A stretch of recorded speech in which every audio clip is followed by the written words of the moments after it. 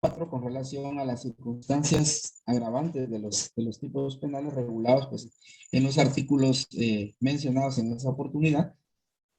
Asimismo, nos quedó pendiente el artículo 205 del Código Penal, en el cual establece la aprehensión ilegal. El particular que fuera de los casos permitidos por la ley aprendiera a una persona para presentar la autoridad será sancionado con multa de 50 a 200 quetzales. Después de esto, pues nosotros habíamos visto el tema de la seguridad y libertad de la persona con respecto al tipo penal de plagio o secuestro. Para el día de hoy, pues vamos a continuar con lo que establece nuestro Código Penal y para el efecto vamos a proceder a un tipo penal que es muy común también que pueda pasar dentro de nuestra sociedad, que es el allanamiento. En el artículo 206 del Código Penal vamos a encontrar nosotros el delito de allanamiento. Acá es importante establecer que el bien jurídico tutelado para ese tipo penal es la inviolabilidad de la morada.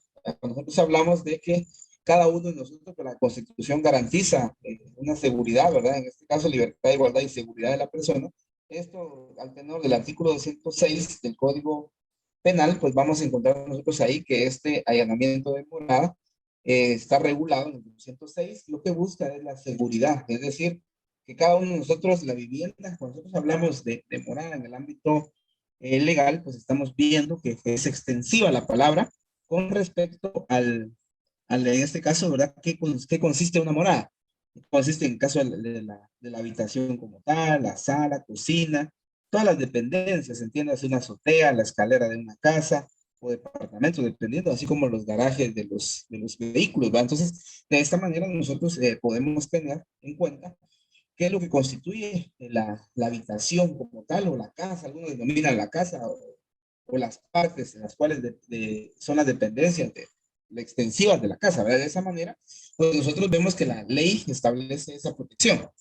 El bien jurídico tutelado, pues ya lo vimos, es la inviolabilidad de la vivienda. Tenemos también, en el caso de los elementos, algo importante que nosotros vamos a ver, que en el elemento material es el hecho de entrar en morada ajena, que en su momento es que se hace que se realice el delito como tal, ¿verdad? De esta manera ese es el elemento material. El elemento interno, se recuerdan ustedes que siempre en este caso es constituido por la voluntad en su momento, ya sea de infringir la prohibición expresa o van a cantar lo que tácitamente se supone que el morador no quiere, ¿verdad? Entonces, de esta manera nosotros tenemos que ver esta parte porque el artículo 206 establece el particular que sin autorización o contra la voluntad expresa o tácita del morador, clandestinamente o con engaños entrar en morada ajena, o en sus dependencias o permanecer en ellas, será sancionado con prisión de 3 meses a 2 años. De esta manera, pues nosotros vemos que es un tipo penal que regula nuestra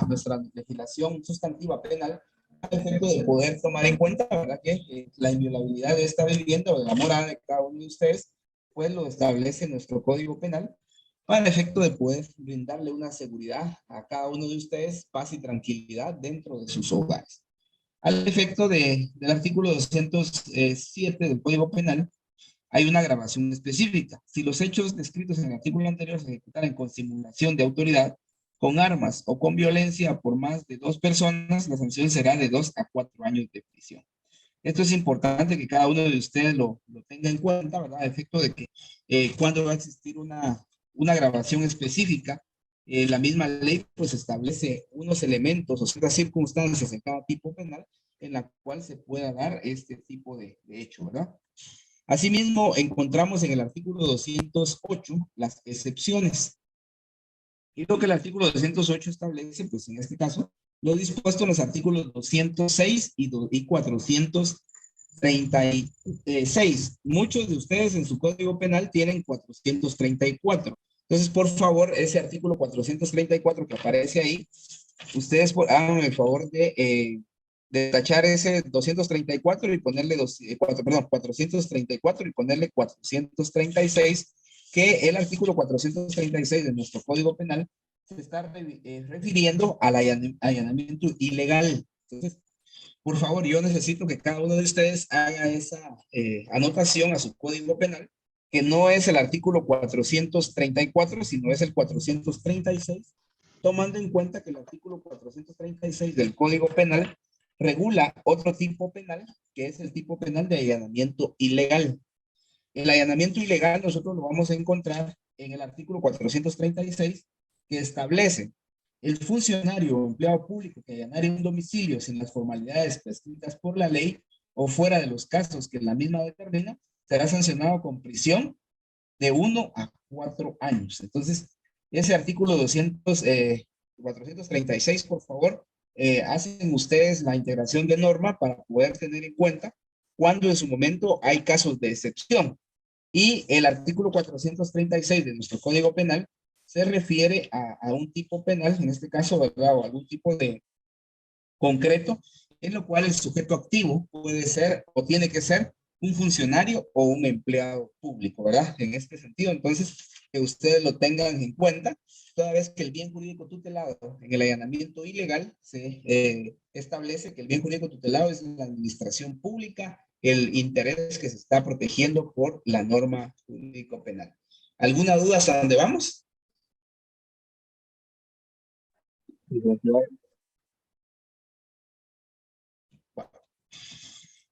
Hágame favor usted de darle lectura al artículo 208 de su Código Penal.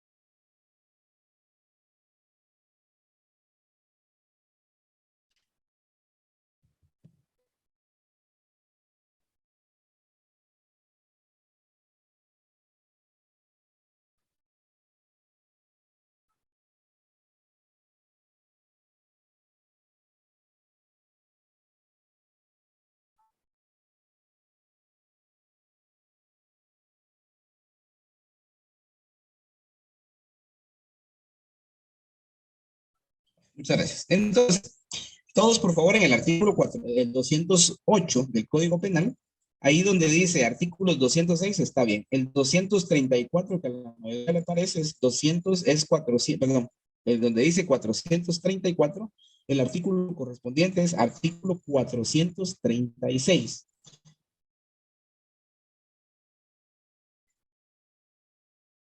¿Estamos bien?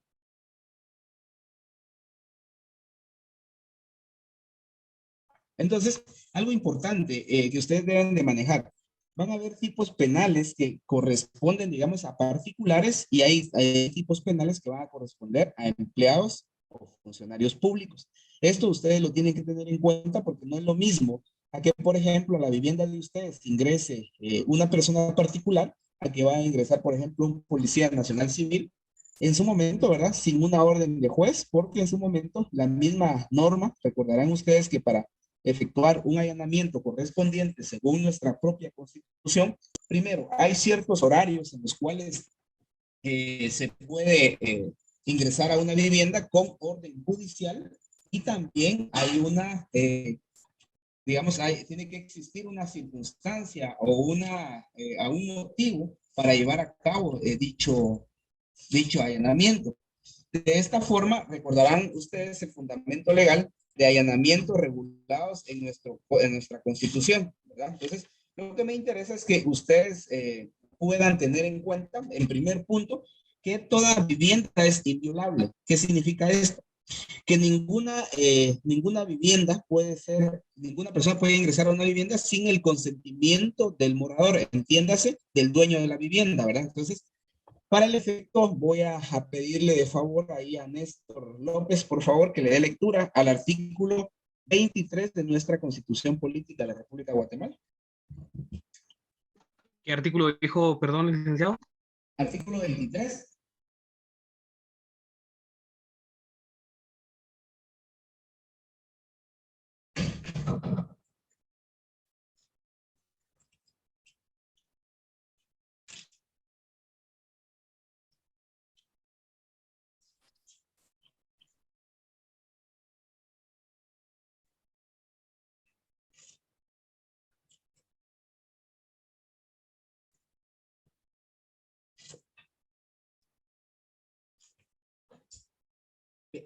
Si alguien más tiene el artículo 23 a la mano de la Constitución, por favor. Con gusto, licenciado. Sí, por favor. Artículo 23. Inviolabilidad de la vivienda. La vivienda es inviolable. Nadie podrá penetrar en morada ajena sin permiso de quien la habita, salvo por orden escrita de juez competente en la que especifique el motivo de la diligencia, y nunca antes de las 6 ni después de las 18 horas. Tal diligencia se realizará siempre en presencia del interesado o de su mandatario. Eso es todo. Muchas gracias. Entonces, algo importante que ustedes deben de ver, entonces, el sustento constitucional del artículo 206, 207 del Código Penal, siempre va a ser el artículo 23 constitucional. Y algo importante, como lo han preguntado en algunas clases, y yo se los he mencionado, el hecho de poder analizar y poder interpretar la norma jurídica penal es extensiva a todos los sustentos y fundamentos legales que nuestra propia ley establece. Entiéndase Constitución política, entiéndase ley del organismo judicial, Código Penal, Código Procesal Penal, y para el efecto, entonces, en el artículo 23 de nuestra Constitución nos da o nos regula el sustento constitucional para poder ver, ¿se puede hacer un allanamiento? Es decir, ¿se puede ingresar a una morada ajena? Sí se puede, en este caso, ¿verdad? Pero tiene que existir una orden de juez competente para que, en la cual, o en este caso, especifique el motivo de que se debe realizar una diligencia, y la misma Constitución pues nos establece un horario, ¿verdad? Que no puede ser antes de las 6 de la mañana ni después de las 18 horas.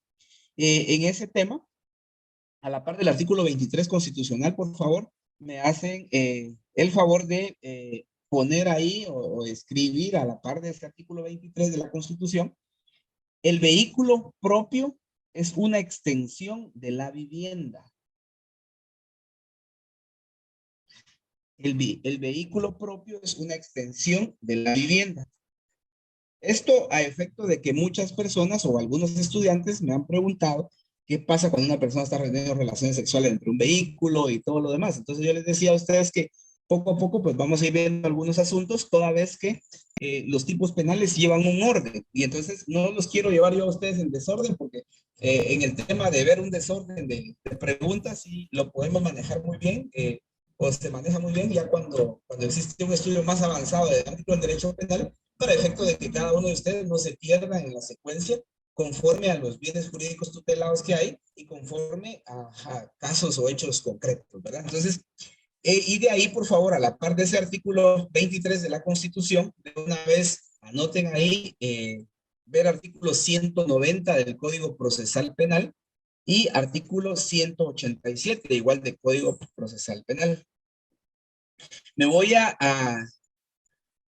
les voy a dar, digamos, como en su momento una breve explicación de lo que es procesal penal, toda vez que, como les indicaba, nuestra materia es sustantiva, ¿verdad? Todavía no estamos en la adjetiva, y para el efecto, el artículo 187 del Código Procesal Penal, pues, como no se las he pedido, yo sé que algunos de ustedes quizá la tenga, otros no, entonces solo hagan las anotaciones, ¿verdad? Y para que el efecto después ustedes le den lectura.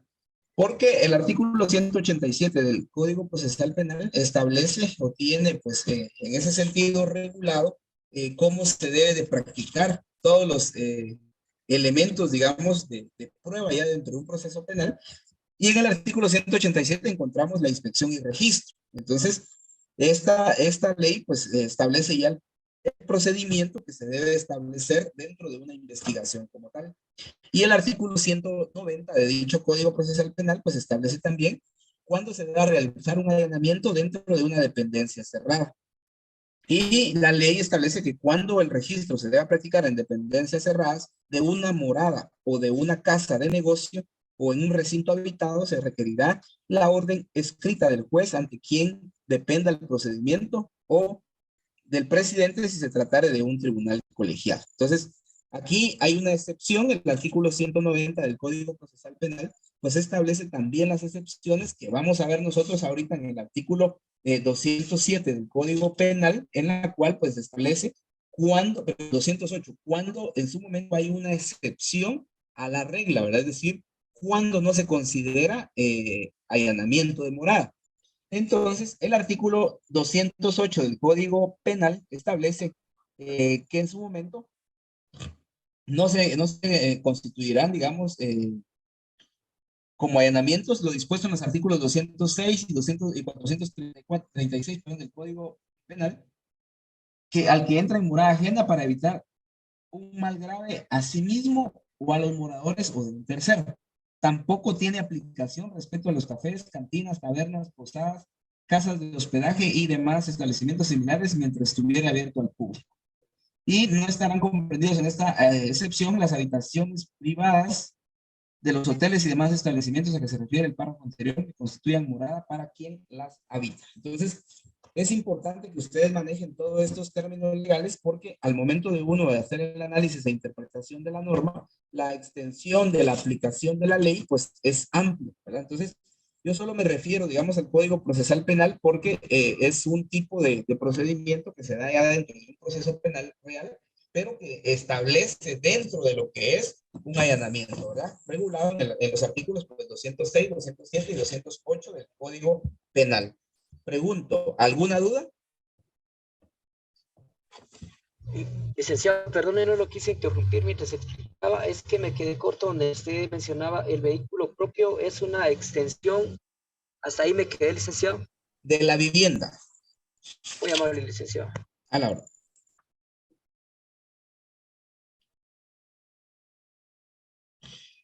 Fundamento de eso, de que el vehículo es una extensión de la vivienda, artículo 25 de nuestra Constitución.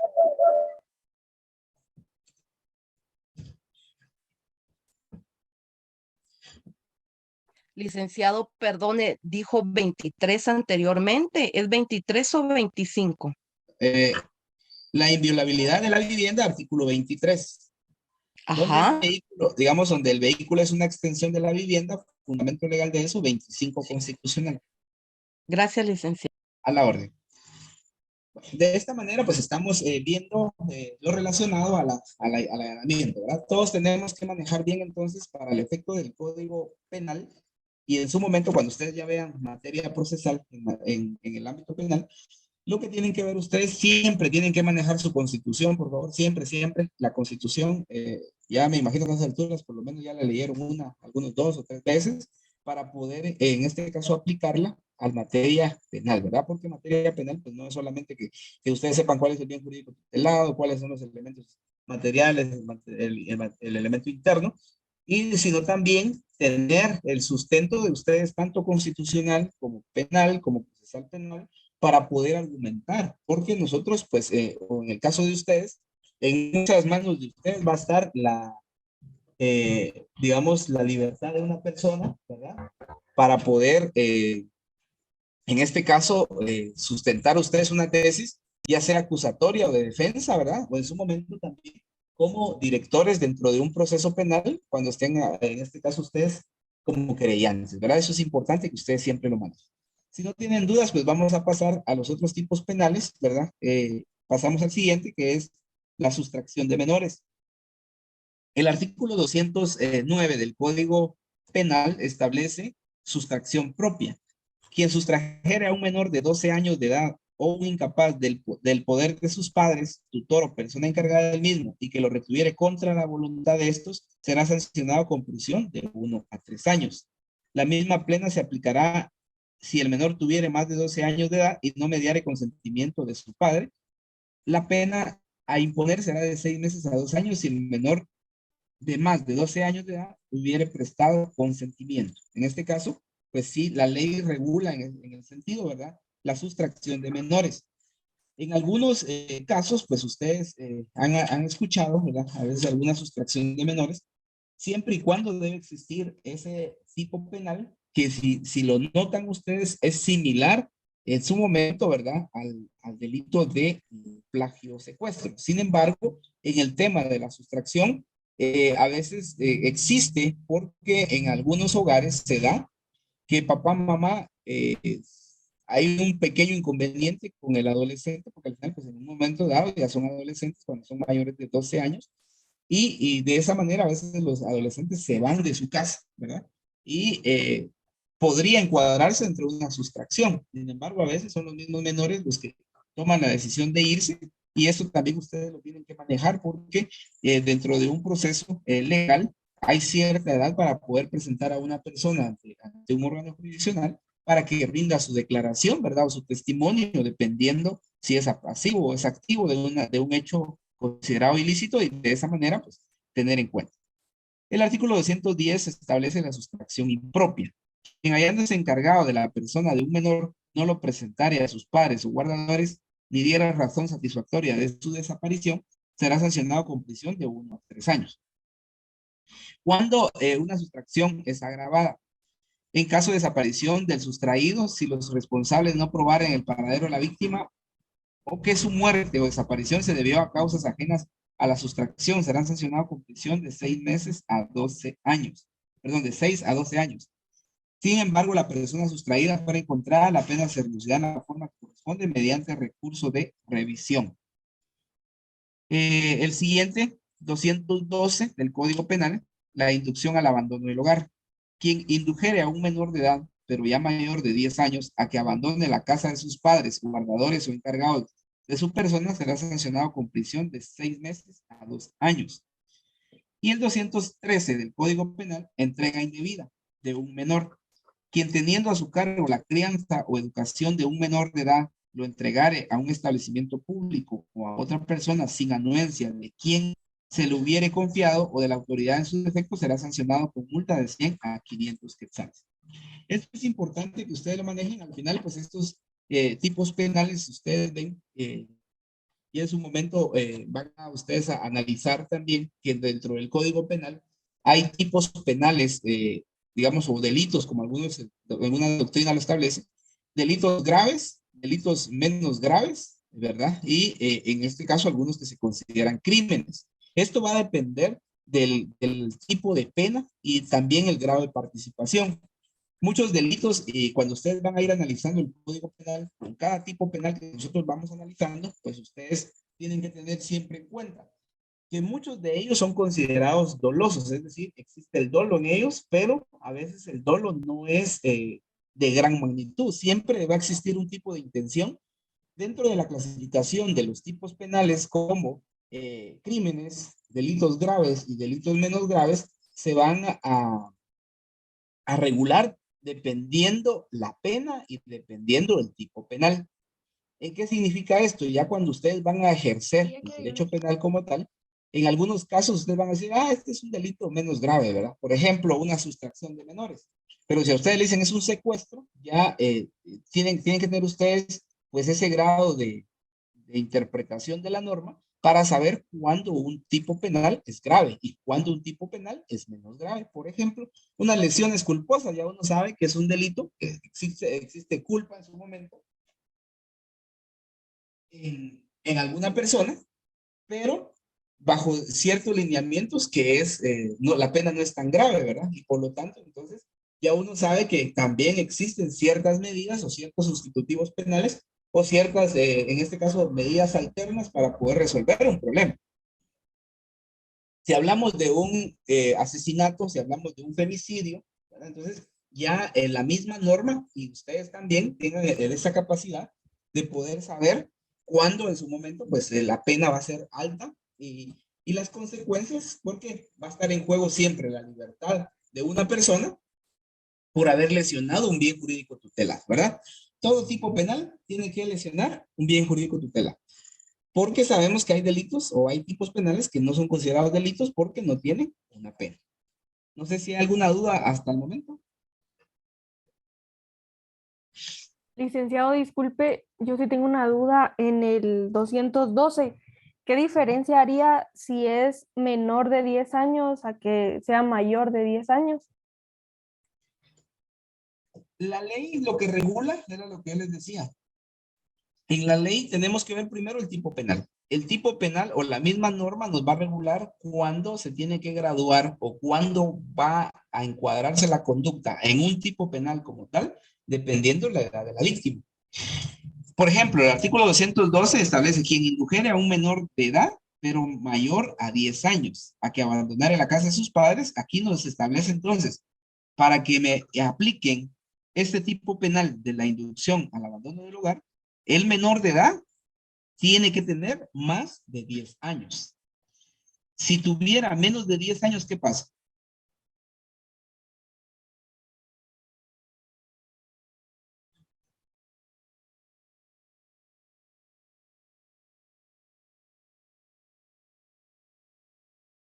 Sofía, Ah, perdón, Lick, pensé que se había quedado sin conexión usted. no tenga Pues pena. es otro tipo penal, ¿no? Ajá. ¿Cuál sería?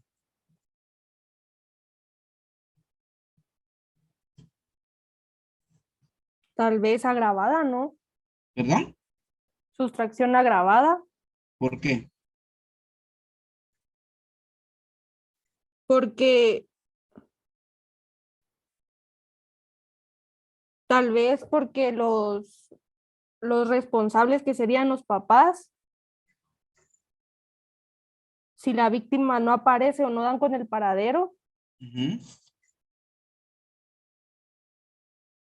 podría ser eso. Bueno, mire, pues, acá lo que la ley nos establece, es decir, son ciertos parámetros, ¿verdad? ¿Por qué la ley regula la inducción a un abandono? Porque ya, digamos, en el estudio del análisis de la madurez uno de un menor de edad, se puede establecer que un menor a 10 años, ¿verdad? Si lo vemos así, no es capaz muchas veces de poder determinar un peligro o no.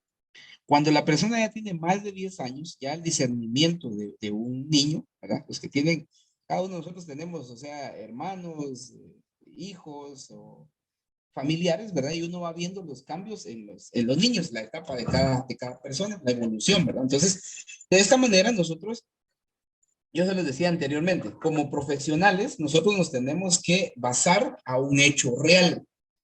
Cuando pasa un hecho real, nosotros entonces, ¿qué hacemos? Venimos y lo concretamos a un tipo penal. Dudas de nosotros siempre va a existir. Y yo se los digo a ustedes como estudiantes, cada vez que ustedes tengan mucho más dudas es porque uno va a comprender, digamos, el sentido de una materia o el sentido de una clase para poder buscar, pues en este caso, el aprendizaje a través del análisis de la norma, ¿verdad? Entonces, la ley aquí es clara. Primero, la inducción.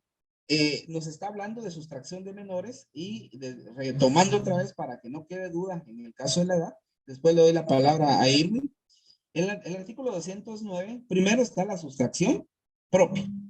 Quien sustrajera a un menor de 12 años de edad o un incapaz del poder de sus padres, tutor o encargado del mismo y que lo retuviere contra su voluntad, esto será sancionado con prisión de 1 a 3 años. Es decir, ¿qué edad debe tener el niño o niña para que exista una sustracción propia? Menor de 12. ¿De 12 hasta cuándo? ¿O de dónde iniciamos? ¿De cuántos días de nacido? Un día, o sea, las primeras horas de nacido. Desde que nazca, ¿verdad? Hasta que tenga, antes de que cumpla 12 años, ¿verdad? Si ya cumplió 12 años, pues ahí ya cambia en su momento el tipo penal. Hablando de sustracción propia. La sustracción impropia establece quien hallándose encargado de la persona de un menor no lo presentara a sus padres o guardadores, diere la razón de que de separación, será sancionado con prisión de 1 a 3 años.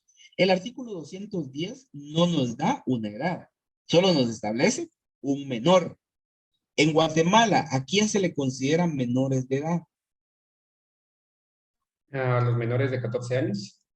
14 años, dice. Los ¿Alguien menores más? de 18 años. 18, Los menores de 18 años. 18. Miren, pues, la ley acá, a veces, cuando por eso digo, cuando nosotros interpretamos la norma, es importante porque nuestro pensamiento tiene que ir más allá de.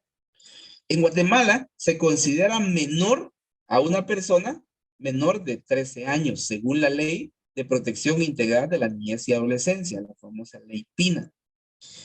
De 13 años a 18 años se considera adolescente.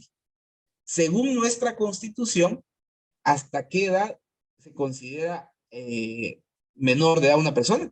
Como ustedes dicen, menor a 18 años, ¿verdad? Porque la mayoría de edad se adquiere a los 18 años. Entonces, aquí la interpretación de la norma la tenemos que hacer nosotros. A veces hay casos en los cuales la ley no nos va a decir, mire, Por ejemplo, en el 210, una persona, de la persona de un menor, solo hasta ahí la deja, ¿verdad? No nos dice de cuántos años ni la edad. Entonces, no sé si quedamos claros allí con su pregunta. Sí, Licenciado, licenciado, gracias. licenciado, en el artículo 210 se encuadraría entonces la conducta comisión por omisión, licenciado. En el artículo, 210. ajá, ¿por qué la comisión por omisión? Sí, o sea, me surge la duda porque no hay una edad específica, como usted lo comenta. No, ahí no podemos, es que mire, la comisión por omisión es decir que usted en su momento, ¿verdad? Tiene encargado digamos, tiene pues una responsabilidad y en su momento usted por no tener el cuidado necesario, ¿verdad? Se le considera autor del asunto. El 210 solo establece, aquí es claro, quien hallándose encargado de la persona de un menor, no lo presentaría a sus padres o guardadores, ni diera razón satisfactoria de su desaparición. Entonces, acá no se le puede decir a usted que es que por omisión se comete la comisión, sino que aquí lo que no tenemos establecido es la edad de un menor, pero al tenor de lo que nuestra ley sustantiva o la ley en su momento guatemalteca establece, tenemos que hacer nosotros la interpretación, porque eso es importante. Yo les voy a mencionar a ustedes.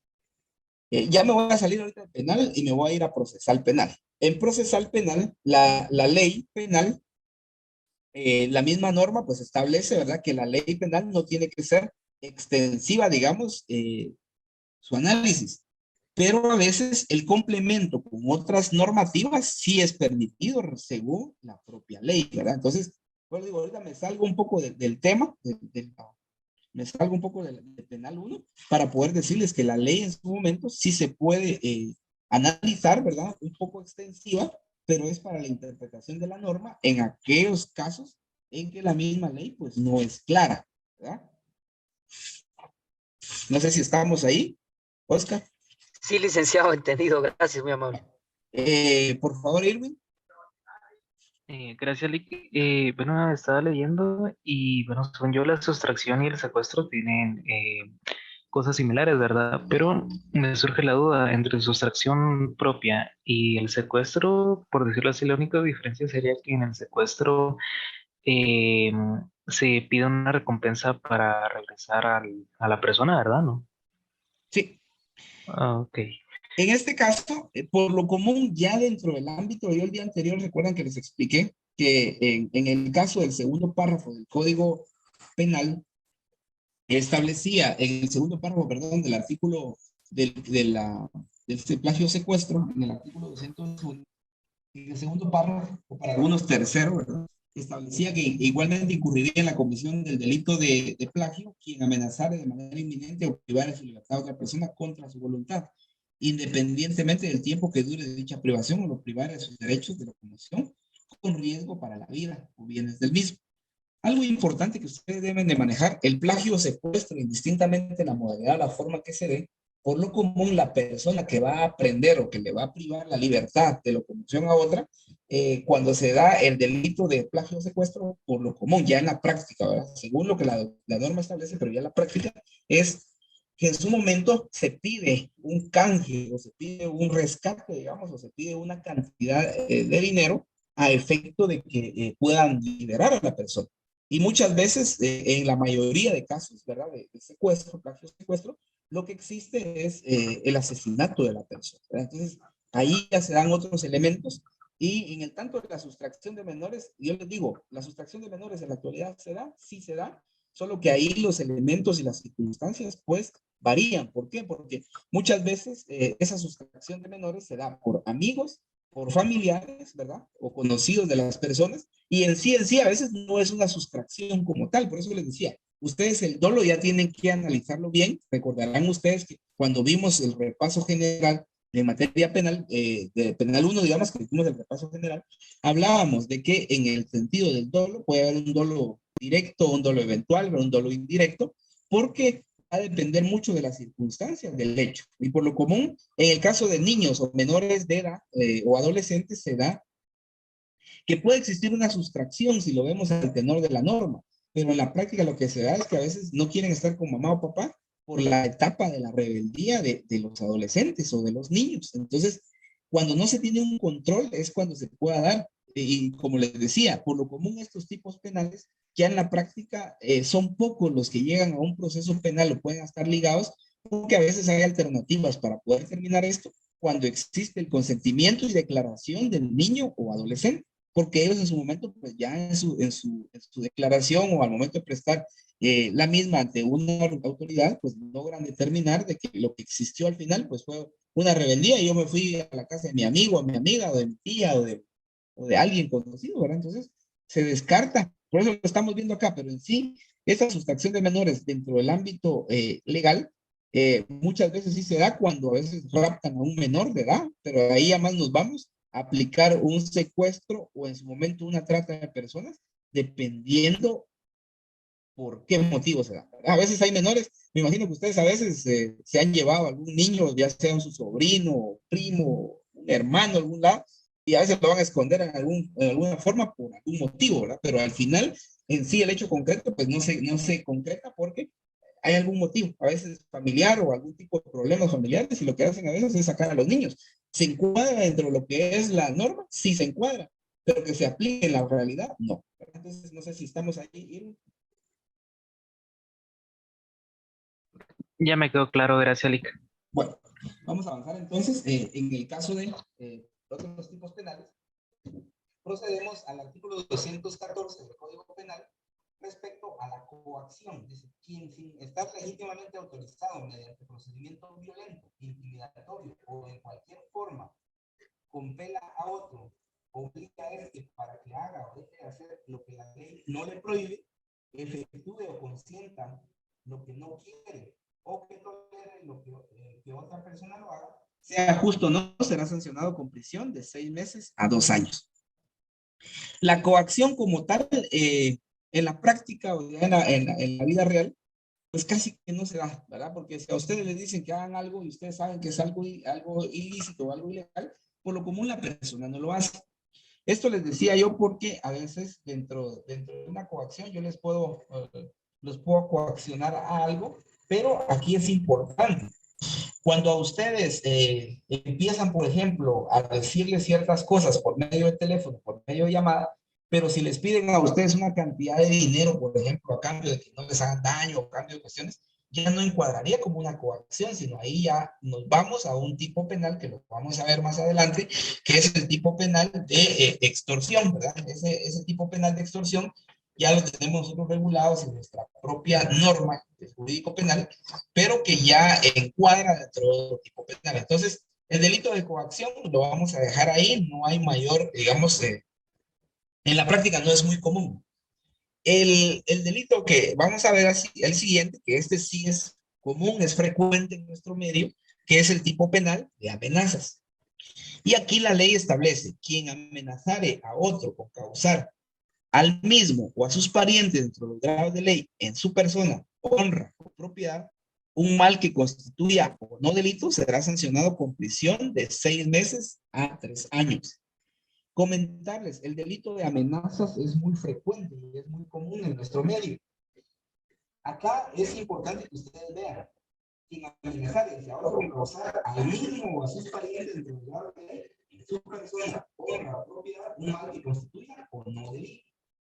Es muy frecuente, ¿verdad? Es muy frecuente en nuestro medio es que... Licenciado, disculpe que lo interrumpa. Mira que se escucha así como que muy poco por ratitos. Ahora, Se escucha lejos, licenciado. no sé si ahora está, ahora sí ya. Ahora sí. Ya, licenciado. Mucho mejor, licenciado. Excelente. Bueno, vean, en el tema del Código Penal, en el tipo penal de amenazas, es muy frecuente en nuestro medio. ¿Por qué se da el delito de amenazas? Y aquí, vean, lo que la ley establece es que voy valga la redundancia, amenazar a cada uno de ustedes con causarles un daño, ya sea a ustedes o a sus parientes, y el más frecuente y el más común es el delito de amenazas respecto a darle muerte a una persona.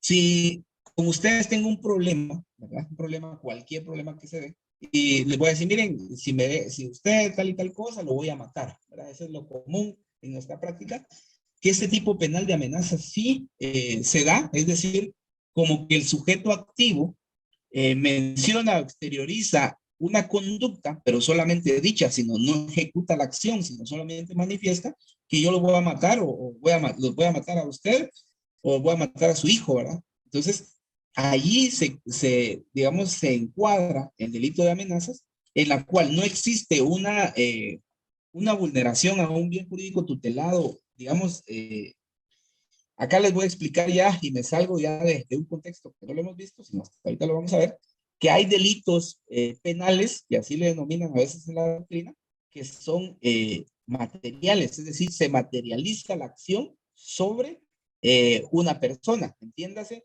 yo les pego a ustedes, si les voy a pegar y les causo algún tipo de lesión, allí existió un delito, digamos, que se exterioriza en algo material.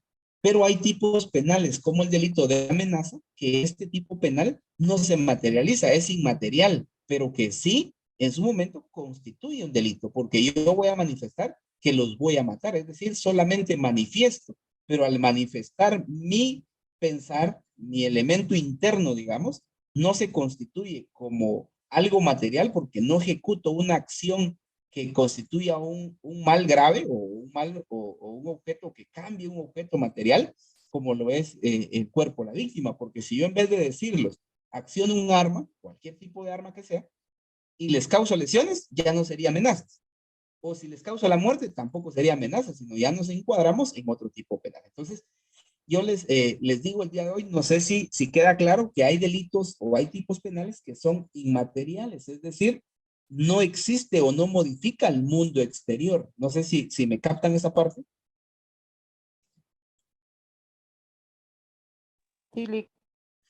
Sí, bueno, entonces, el delito de amenazas, recuerden ustedes, ¿verdad? Y que lo tengan bien en claro, que es un delito inmaterial, es decir, que no produce un cambio en el mundo exterior, pero que mi conducta o mi actitud sí se encuadra dentro de un tipo penal, como lo es amenazas, ¿verdad?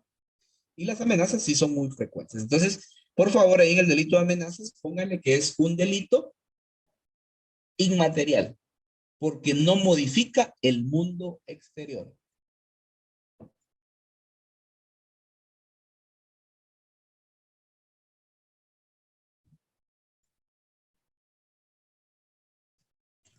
Licenciado, buenas noches. Buenas noches. Tengo una duda. ¿Cómo puedo venir y autentificar o bien aclarar que realmente la amenaza sí se hizo? Simplemente con ir a ir y manifestar que sí me amenazó, o necesito algún medio de prueba. En la práctica, como le digo, este es un delito menos grave, ¿verdad? ¿Por qué menos grave? Porque yo le puedo decir a usted, mire, Freddy, y lo voy a matar. Ya a veces la gente se pelea por cualquier motivo y a veces son cosas como ilógicas, lo vemos así, los pleitos o los problemas, a veces son entre familia, o entre vecinos, o entre amigos, a veces eran amigos, ahora son enemigos, por algún motivo, por algo tan sin sentido, pero a veces la gente sí lo agarra muy, muy a pecho, diría alguien, ¿verdad? Muy, muy personal. Entonces, en la práctica usted, yo vengo ahorita y le digo, mire, Freddy, lo voy a matar, ¿no? Puede ser que en su momento usted grabó mi voz, o si yo le mandé un mensaje de texto por cualquier red social, entonces usted tiene un elemento. O bien, en la calle, frente a sus amigos, digamos que yo lo amenacé ahorita, todos los que están conectados, dirían, mire, sí lo amenazó, ¿verdad? Sí, él dijo que lo iba a matar, o que cuando lo viera en la calle se las iba a pagar, ¿no? O que se le iba a pagar a algún familiar, ¿verdad? Porque a veces la gente dice, mira, o tu hijo me la va a pagar, o tu hermano, o tu mujer, o quien. La gente cuando está enojada o está molesta, a veces, pues, jala a toda la familia, ¿verdad? Que se le cruza en la mente en ese momento a él la amenaza o que le va a causar un daño o no, ¿verdad? Entonces, en la práctica, solo con el hecho de que yo le diga que le va a causar un daño, usted puede ir a poner su denuncia, ¿verdad? A interponer su denuncia y de ahí ya le dan trámite.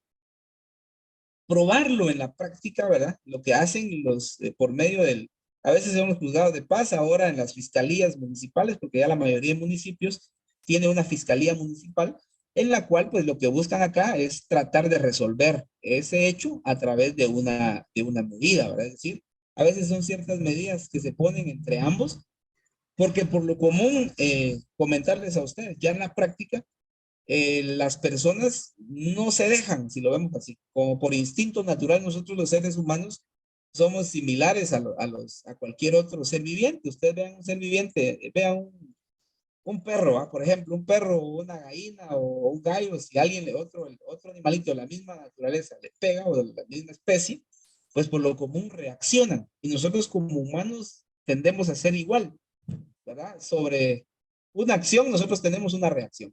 Es muy rara la persona que en su momento no reaccione a un insulto o o algún golpe, ¿verdad? A usted le pegan, por lo común alguien va a reaccionar. Es rara la persona que se vaya a dejar. Entonces, esto lo que se resuelve ya en la práctica es algún tipo de medidas para ambos para poder resolver esta parte. No necesita probarlo. Si en caso se fuera un proceso penal donde van a ligar a procesos una persona, pues sí, se necesitan medios para poder probarlas. ¿Cómo? ¿Verdad? Si usted va a decir, mire, no me mandó mensaje, no me fue a través de un audio, sino fue personal. Entonces, en lo personal, por lo común, yo siempre lo he dicho, no existe crimen perfecto, no hay ningún delito que no sea perfecto de cometer. Siempre el delincuente, ¿verdad? Y recuerdan ustedes que les dije en una ocasión que delincuente se le llama a toda persona que en su momento encuadre su conducta en una norma jurídico penal, sin que la persona en su momento sea un delincuente. Por ejemplo, alguien de ustedes el día de mañana es viernes y dice, bueno, se les atraviesan unas polarizadas por ahí y conducen un vehículo y los detienen. Al tenor de la norma jurídico penal, ustedes son delincuentes, aunque en su momento digan, mire, yo no hice ningún daño, ¿no? Pero su conducta encuadró dentro de una norma jurídica. Entonces, ¿se puede probar? Claro que sí se puede probar. ¿Bajo qué medios? Va a depender las circunstancias de que cometa un hecho.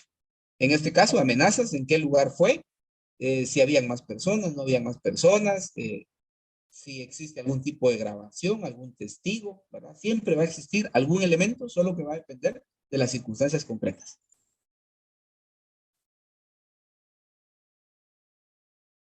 ¿Estamos bien, Fred? Sí, les decía, muy amor. De esta forma, entonces, tenemos el delito de amenazas. No sé si hay alguna otra duda respecto a este tipo penal. Si no hay ninguna duda, pues continuamos. Les encargo que para el próximo día, pues ustedes lean. Bueno, de hecho, vamos a leerlo de una vez mejor por la hora que tenemos. Viene la coacción contra la libertad política. Quien fuera de los casos previstos en las leyes especiales respectivas por medio, es el artículo 216, por medio de violencias o amenazas impidiere o coartar el ejercicio de cualquier derecho político, será sancionado con prisión de 6 meses a 3 años. Continuando con la lectura, la sanción establecida en este delito se aumentará en 2/3 partes en los casos siguientes. Si el autor es funcionario o empleado del Tribunal Supremo Electoral o integrante de la Junta Electoral Departamental, Junta Electoral Municipal o Junta Receptora de Votos. Si el autor es funcionario o empleado del Estado en cualquier